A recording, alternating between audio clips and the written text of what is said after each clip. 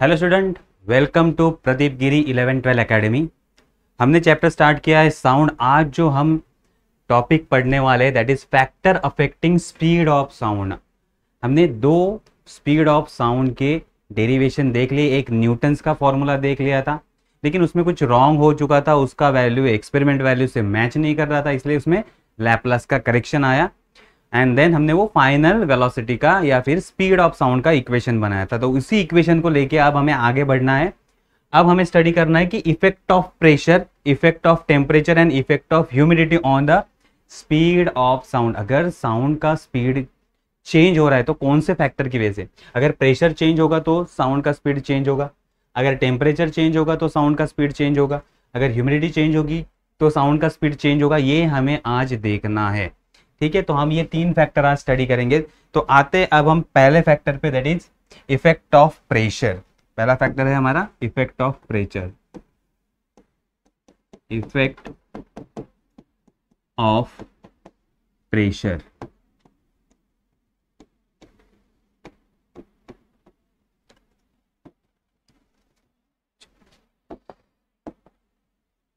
So velocity of sound हमने जो सीखा था, वेलोसिटी या speed of sound is given by, कौन सा फॉर्मूला हमने दिया था? Speed of sound, speed of sound is given by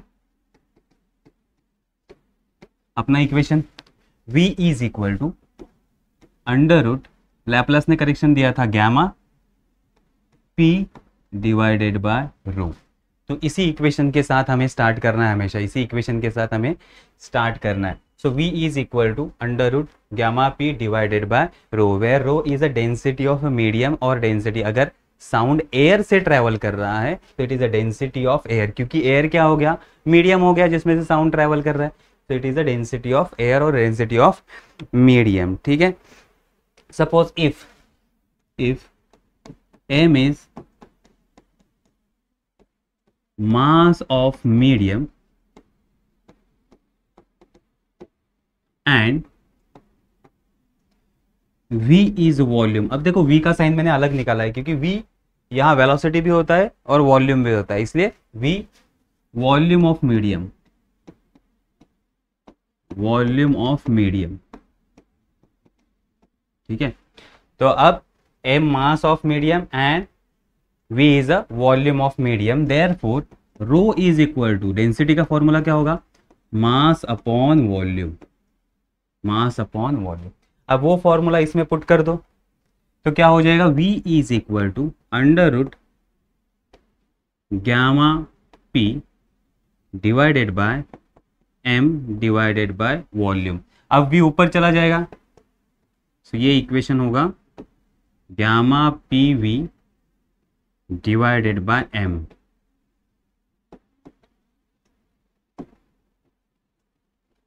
divided by m। So यहां तक हम आ चुके हैं। अब आते हैं हमारे आइडियल गैस इक्वेशन। आपने स्टडी किया होगा ideal gas equation. So using ideal gas equation,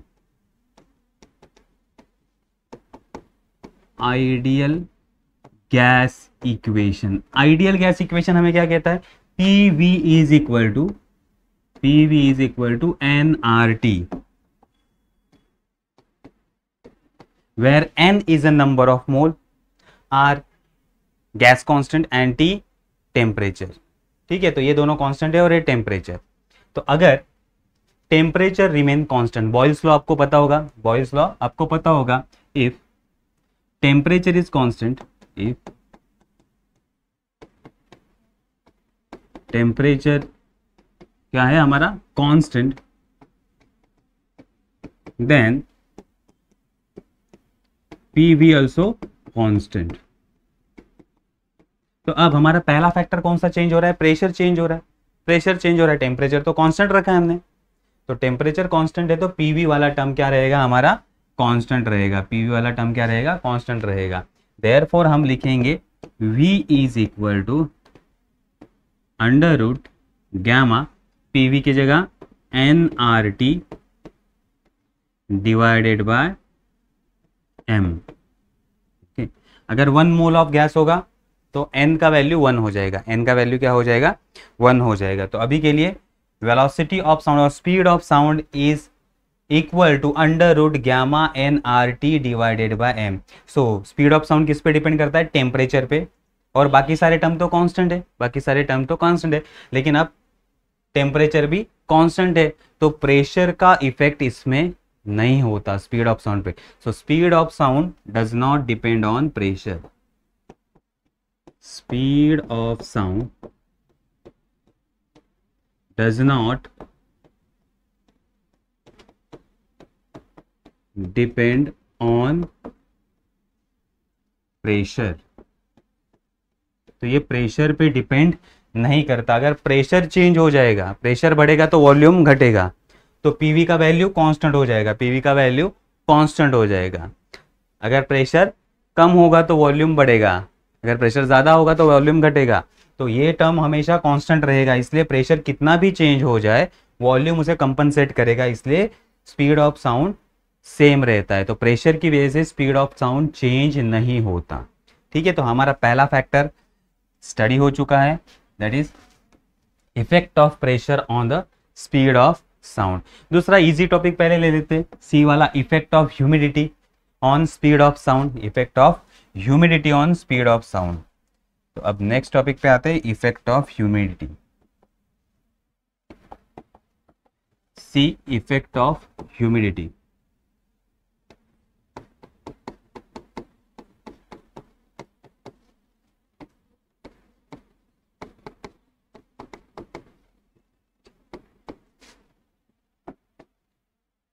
अब आपको पता है ह्यूमिडिटी किसे कहते हैं, humidity that is moisture content in a air.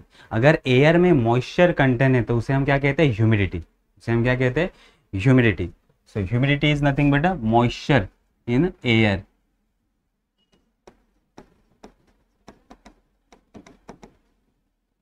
Is nothing but a,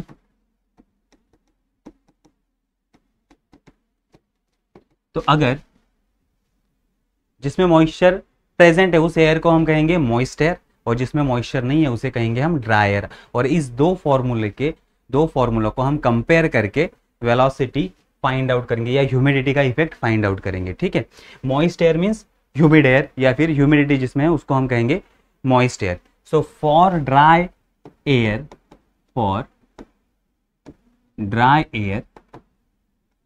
speed of sound,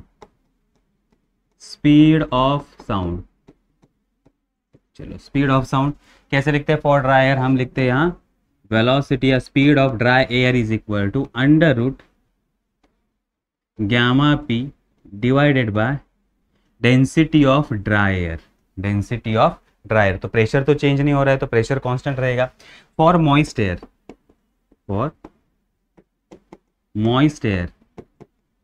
speed is given by speed of sound,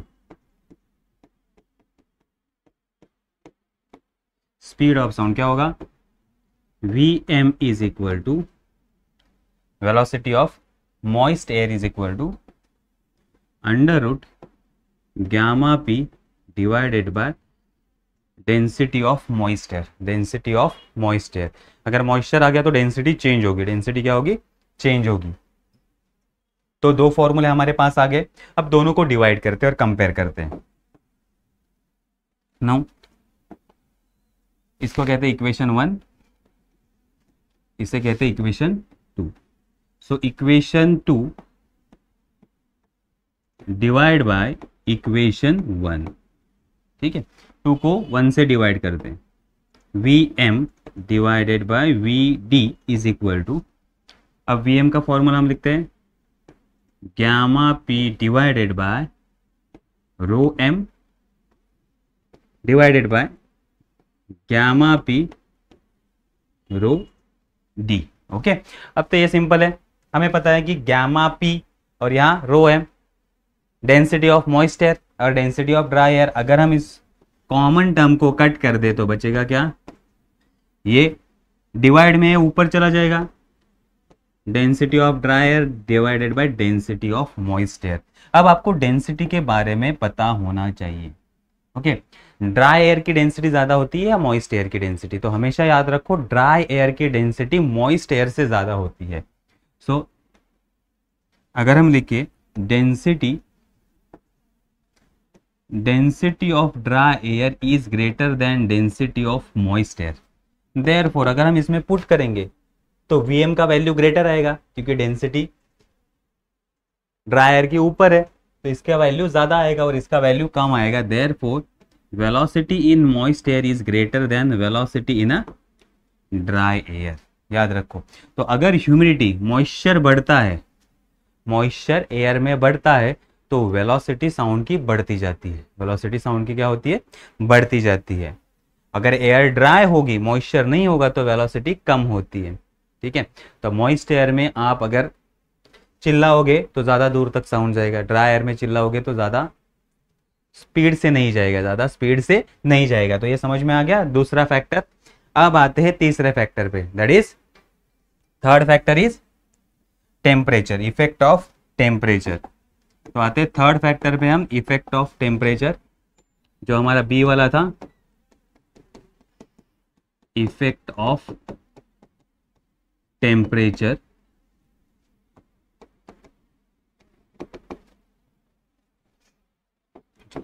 अब हमारे पास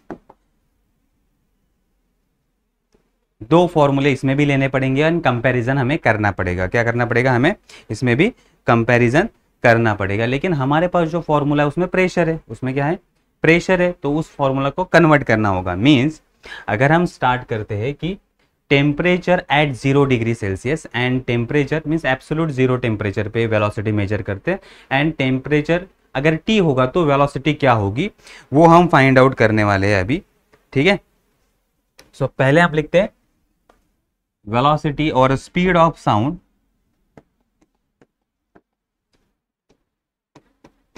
speed of sound at 0 degree Celsius और एब्सोल्यूट जीरो टेम्परेचर। हम कहेंगे V0 is equal to under root gamma P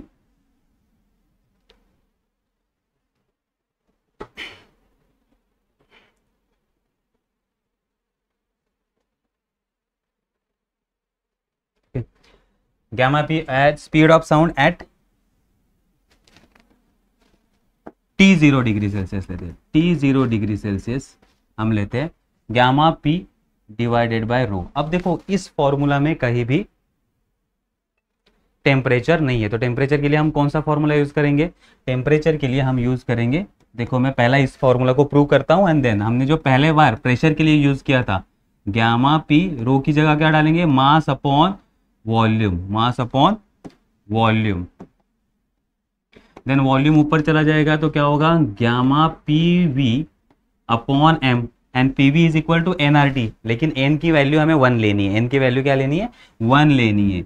तो यहां जो formula होगा gamma is equal to N R T upon M, N की वैल्यू 1 लेनी है, तो फॉर्मूला क्या होगा? Gamma R T divided by N. ये फॉर्मूला हम यहाँ यूज करने वाले हैं। ठीक है, तो डायरेक्टली मैं लिखता हूं अब यहाँ at temperature, speed of sound at temperature T0 degree Celsius is equal to under root gamma R T0 divided by rho, and speed of sound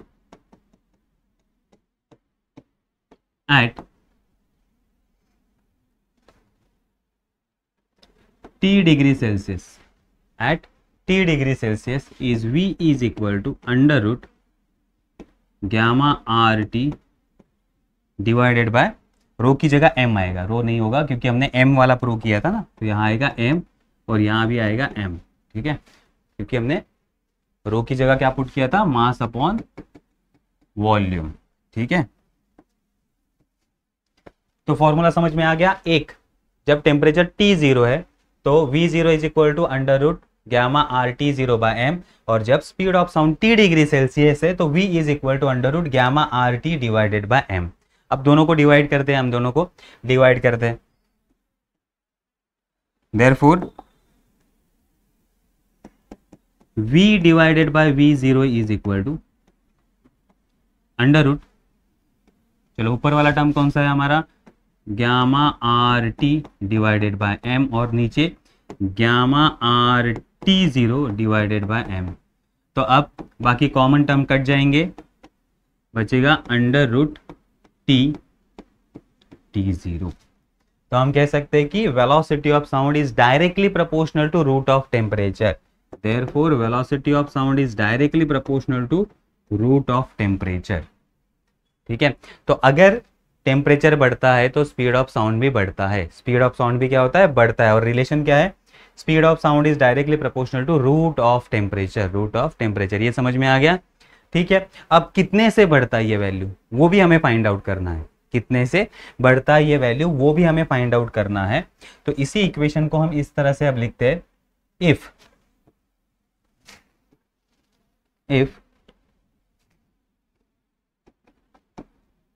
T0 is equal to 273 degree Kelvin. Okay, zero temperature है ये, 0 degree means nothing but 273 degree Kelvin, and T is equal to जो भी temperature होगा 0 से आगे उसमें हमें 273 add करना पड़ेगा, तो हम लिखेंगे T is equal to 273 plus T degree Kelvin. Okay, तो ये हमारे पास अभी दो टेम्परेचर है, केल्विन में हमने कन्वर्ट किए हैं, ठीक है, डिग्री सेल्सियस के, तो ये हमारे पास केल्विन में टेम्परेचर आ गए, वो हम इसमें पुट करेंगे। Therefore V by V0 is equal to T divided by T0। अब वैल्यू पुट करो, T का वैल्यू क्या लिया हमने केल्विन के लिए, 273 प्लस T डिवाइडेड बाय 273। अब ये 273 दोनों को सेपरेट सेपरेट दे दो, 273 डिवाइडेड बाय 273 कितना आ जाएगा, that is 1 plus T divided by 273। तो अब इसको सॉल्व करना थोड़ा मुश्किल है, इसलिए हम क्या करते हैं, put 1 divided by 273 is equal to alpha, is equal to alpha हम पुट करते हैं। तो यहां हमारा इक्वेशन क्या होगा, V upon V0 is equal to 1 plus alpha T. अब ये थोड़ा इजी लग रहा है, और हम लिख सकते हैं V is equal to V0 under root 1 plus alpha T. ठीक है, अब इस फॉर्मूला को सॉल्व करने के लिए हम बाइनोमियल थ्योरम का यूज करेंगे। किसका यूज करेंगे, बाइनोमियल थ्योरम। याद रखो ये बुक में आपको दिया नहीं है, डायरेक्ट दिया गया है। तो यहां हम करेंगे V is equal to V0। अब रूट का वैल्यू क्या होता है, root is nothing but half, root is nothing but half, तो रेस्ट टू हाफ हमने कर दिया। अब इसका एक्सपेंशन हमें करना है बाइनोमियल एक्सपेंशन से। अल्फा का वैल्यू देखो बहुत ही कम है, अल्फा का वैल्यू क्या है 1 अपॉन 273। सो एक को 273 से डिवाइड करोगे तो 0.0, और बाइनोमियल थ्योरम से इसका एक्सपेंशन करोगे तो इस तरह से कुछ एक्सपेंशन होता है। ये करेक्ट नहीं है, लेकिन मैं आपको एक एग्जांपल दे रहा हूँ। यहाँ आएगा alpha square T square then alpha cube T cube. तो अब देखो वैल्यू अगर छोटा है, वैल्यू अगर छोटा है, देखो वैल्यू अगर हम मानते हैं कि 0.1 है तो 0.1 का स्क्वायर करोगे तो 0.01, और उसका क्यूब करोगे तो और छोटा होता जाएगा। तो छोटे नंबर का अगर हम स्क्वायर क्यूब करते हो तो वो क्या होते, छोटे होते। तो हायर पावर को हम निगलेक्ट करते, हायर पावर को हम क्या करते, इन सबको हम निगलेक्ट करते, तो लेते हैं सिर्फ इतना ही पार्ट। तो याद रखना है जब भी हम एक्सपेंशन करेंगे तो इस अल्फा को, हाफ को, जो पावर को है उसको आगे लेके आना है। Okay, so now now 1 plus alpha t raised to half is equal to 1 plus half alpha t by alpha is very small, alpha is very small, therefore neglect higher term. तो higher term को हमने क्या कर दिया, neglect कर दिया, higher term को हमने क्या कर दिया, निगलेक्ट कर दिया। तो अब ये वैल्यू पुट करो इसमें, तो क्या हो जाएगा, V is equal to V0 1 plus half alpha T. अब अल्फा का वैल्यू पुट कर दो, but alpha is equal to 1 upon 273। Therefore v is equal to v0 1 plus half into 1/273 t। चलो अब हम इसको सॉल्व करेंगे तो क्या होगा, v is equal to v0 1 plus, multiply करो 2 से 273 को, तो कितना होगा 5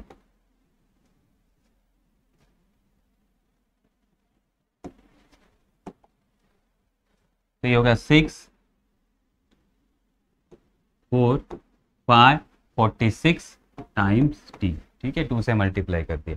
अब ये आ गया हमारा इक्वेशन। तो v is equal to v0 1 plus 1 divided by 546 T.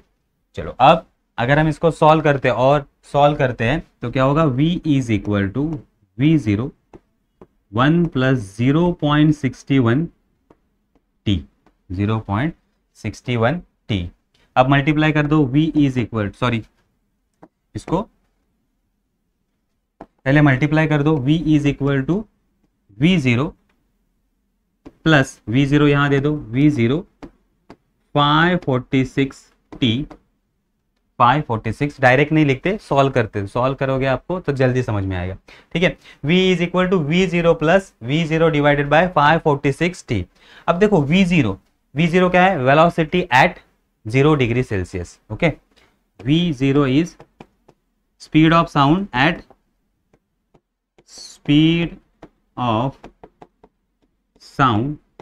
Eight 0 degree Celsius. 0 degree Celsius पे साउंड का स्पीड कितना होता है, 0 डिग्री सेल्सियस पे साउंड का स्पीड कितना, हमने स्टडी किया है एक्सपेरिमेंटल वैल्यू और लैप्लास करेक्शन से जो वैल्यू आया था वो कितना था, 332, कितना था 332 मीटर पर सेकेंड।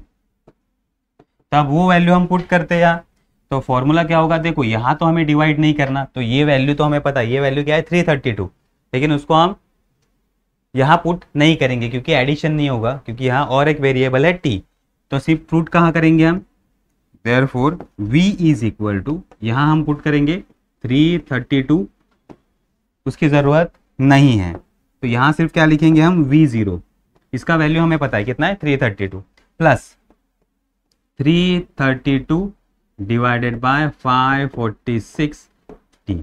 तो अगर हम इसको डिवाइड करते हैं तो 0.61 टी इतना आंसर आता है। अब ये फॉर्मूला हमें क्या कहता है, देखो जब टेम्परेचर जीरो होगा, टी का वैल्यू कितना है 0, टी का value 0, then v is equal to v0 means velocity 332 metre पर सेकेंड, करेक्ट है।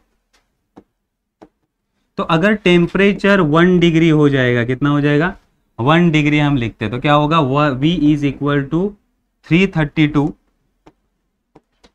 प्लस 0.61, तो वेलोसिटी कितने से बढ़ रही है 0.61 से, कितने से बढ़ रही है 0.61 से बढ़ रही है। अगर 2 डिग्री सेल्सियस हो गया तो 2 degree Celsius v is equal to क्या होगा 332 प्लस 2 टाइम्स ऑफ 0.61, तो जब भी टेम्परेचर 1 डिग्री से बढ़ता है वेलोसिटी 0.61 से बढ़ती है, 0.61 से बढ़ती जाती है। 3 डिग्री होगा तो 3 टाइम्स ऑफ 0.61, तो इसका मीनिंग अगर 1 डिग्री से टेम्परेचर बढ़ता है तो वेलोसिटी कितने से बढ़ती है 0.61 से। तो ये फॉर्मूला हमें ये बता रहा है, तो वेलोसिटी कितने से इंक्रीज होती है 0.61 से, इसलिए हमने कहा था velocity is directly proportional to root of temperature, तो अगर टेम्परेचर बढ़ता है तो वेलोसिटी भी बढ़ती है, कितने से बढ़ती है 0.61 से बढ़ती है, 0.61 से बढ़ती है। ठीक है, ये समझ में आ गया।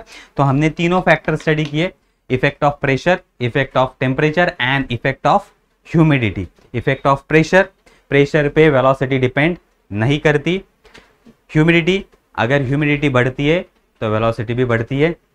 ओके, मॉइस्चर बढ़ता है तो वेलोसिटी बढ़ता है, अगर टेम्परेचर बढ़ता है फिर भी वेलोसिटी बढ़ती है, सिर्फ प्रेशर का इफेक्ट नहीं होता, ये आपको याद रखना है। ठीक है, तो ये टॉपिक समझ में आया, 3 टॉपिक है, अगर अच्छा लगा होगा तो कमेंट करो, लाइक करो, शेयर करो। मिलते हैं नेक्स्ट लेक्चर के लिए, तब तक के लिए बाय।